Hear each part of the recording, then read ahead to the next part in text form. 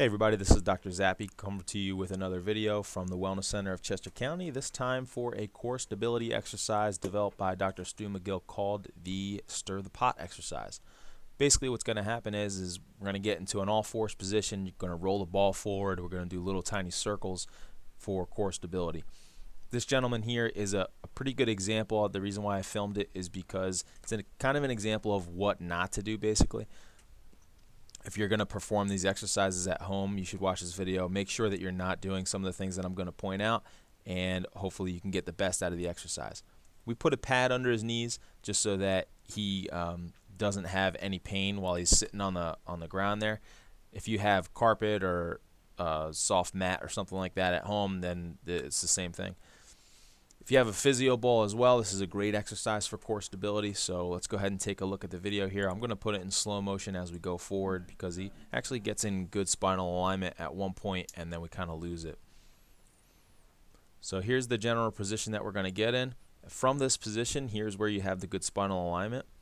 What I would like to see is a little bit of a better position of where the head lies.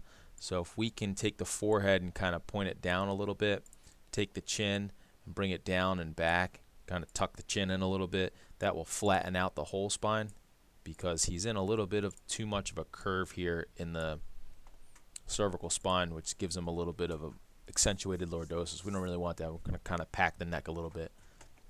So as we go forward, we're going to roll forward, and you can see he's got a lot of arching in his low back here. We don't really want that. That's actually coming from a lack of core stability. So I don't think that this patient specifically would be ready for this exercise at home. I would peel him back, do something a little different, and prime him before he can get into this position. But if anybody's ready for this, you should be able to hold that spinal alignment throughout the whole exercise. If you feel yourself sagging through the low back here, stop the exercise and visit a specialist, and they'll give you a better exercise to do for core stability. So as you get through all the way to the end, we're in slow motion here. He's going to do circles to the right, clockwise, and then the opposite way as well. So a bunch of circles to the right until you start fatiguing, stop, and then go back into the position, come back to neutral, and do circles the opposite way.